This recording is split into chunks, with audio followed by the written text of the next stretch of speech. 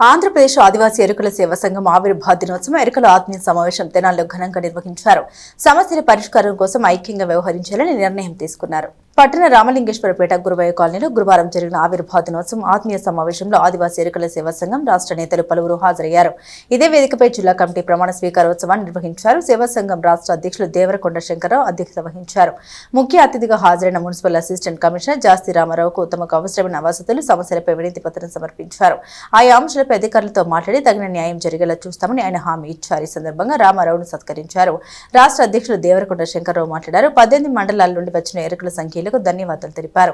అందరూ ఐకమత్యంగా ఉండాలని, మనకు రావాల్సిన హక్కులను సాధించుకునే ప్రయత్నంలో ప్రతి ఒక్కరూ సహకరించాలని కోరారు. ముఖ్యంగా మన కులంలో చదువు ముఖ్యమని, ప్రతి ఒక్కరూ చదువుకుని ఉన్నత స్థాయికి ఎదగాలని సూచించారు. అందుకు తగిన సహకారం మన కుల సంఘాల నుండి సమకూర్చుకోవాలని తెలిపారు. కుల సంఘం పెద్దలందరూ సంఘ అభివృద్ధికి సూచన చేశారు. సమావేశంలో రాష్ట్ర వర్కింగ్ ప్రెసిడెంట్ గరిక శ్రీనివాసరావు, రాష్ట్ర అసోసియేటెడ్ ప్రెసిడెంట్ సారే ముసలయ్య, రాష్ట్ర కార్యదర్శి కుతాడి నాంచరయ్య, ప్రధాన కార్యదర్శి సాకి వెంకటేశ్లు, రాష్ట్ర ఉపాధ్యక్షులు పాలపర్తి శ్రీనివాసరావు, వివిధ జిల్లాల అధ్యక్షులు రాగిరి కళ్యాణ్, యేసు, మేడపోతురాజు, కుంభ శివమ్మ, కుంచ బుజ్జమ్మ, దేవరకొండ రాజేష్, దేవర జగదీష్, కట్ట రామంజనేయులు, జోరిగ నాగమోహన్, చినుకుని విజయమ్మ తదితరులు మాట్లాడారు. ఎప్పుడైనా రావచ్చు మీరు నా దగ్గరికి వచ్చి మీ ఏమైనా సమస్యలు ఉంటే నేను ఏమంటే పరిష్కారం చేస్తాను, లేదా పెద్దల దృష్టికి తీసుకెళ్ళి చేయగలుగుతాను.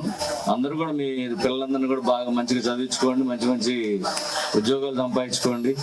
మరి అందరూ కూడా మరి మున్సిపాలిటీ ఎంప్లాయీస్ కూడా ఎవరు లేరు మరి ఇక్కడ, మరి మున్సిపాలిటీలు కూడా చేరండి. ఈసారి మున్సిపల్ ఎంప్లాయీస్ కూడా చేరండి. ఈసారి అవకాశం మన మినిస్టర్ గారు, ఎమ్మెల్యే గారు ఉన్నారుగా, వాళ్ళని అడిగి చేరండి కొంతమంది. అవన్నీ మీకు సంబంధించిన ఉద్యోగాలు అవన్నీ కూడా. మరి అదేవిధంగా బ్యాక్లాగ్ ఉద్యోగాలు కూడా ఇస్తున్నారు, తెలుసమో తెలియదమ్మా మీకు. ఎస్సీ ఎస్టీ బ్యాక్లాగ్ ఉంటాయి. మరి ఆ బ్యాక్లాగ్లో కూడా మరి ఉద్యోగాలు మరి పెట్టుకోవచ్చు మీరు. మరి ఆ బ్యాక్లాగ్ పోస్టులు పడతా ఉంటాయి. ఇప్పుడు ఎలక్షన్ సీజన్ కూడా వస్తూ ఉంటాయి. వాటన్నిటి కూడా మీ పిల్లలు 10th క్లాస్ చదువుకున్న ఉద్యోగం వస్తుంది. 10th క్లాస్కే సేపర్ ఉద్యోగం వస్తుంది, పర్మనెంట్ ఉద్యోగాలు. అవన్నీ కూడా అప్లై చేసుకోండి. ఏమైనా తెలియని ఉంటే నాలాంటి నన్ను కలిస్తే నేను చెప్తాను ఎప్పుడు పడేది, ఎట్లా అప్లై చేసుకోవాలి అవన్నీ కూడా. మరి సమావేశానికి అందరు కూడా వచ్చిన పెద్దలందరికీ కూడా రకరకాల జిల్లాల నుంచి వచ్చారు. అందరు పెద్దలందరూ కూడా నా యొక్క నమస్కారం తెలియజేస్తాను. అదేవిధంగా వచ్చేసినట్టు అందరూ కూడా నా యొక్క నమస్కారం తెలియజేసి 100% చదువుకొని ఇతర దేశాల్లో కనుక ఉద్యోగాలు చేయాలనుకుంటే మా నోటీస్ తీసుకొస్తే వాళ్ళకి సంబంధించిన డేటా మొత్తం వాళ్ళకి పెట్టి వాళ్ళు అక్కడ నుండి అక్కడ పంపించి చదివించే బాధ్యత కూడా ఇక మీద మన సంఘం కూడా తీసుకుంటది. ఆర్థికంగా వెనకబడి ఉన్న ఎవరైతే గిరిజనులు ఉన్నారో వాళ్ళకు కూడా ప్రభుత్వాల ద్వారాగా ఇప్పుడు మన తెనాలి నుంచి కమిషనర్ గారు కానివ్వండి, ఎంఆర్ఓ గారు కానివ్వండి, ఆర్డీఓ గారు కానివ్వండి, మన గిరిజనులకు ప్రభుత్వం నుంచి ఏ సమస్య ఉన్నా కూడా త్వరగా చేయమని చెప్పి ఒక ఆర్డర్ జీవో చేసి ఉన్నారు. కావున మనం కూడా ఏంటంటే ప్రశ్నించాలంటే మనకు చదువు ఉండాలి, విద్య ఉండాలి, ఉపాధి ఉండాలి.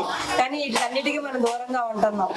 ముఖ్యంగా విద్య అనేది ఉంటే మనం ప్రశ్నించడంలో కానీ మన హక్కులు మనం తెచ్చుకోవడానికి కానీ ముందుంటామని నేను అనుకుంటున్నాను. ఇంకా నేను చెప్పేది అంటే ఫస్ట్ ఆఫ్ ఆల్ మన పిల్లలు మనం చదివించుకోవాలి. చదువుకుంటేనే కానీ మన రాత్రులు మారవని నేను అనుకుంటున్నాను.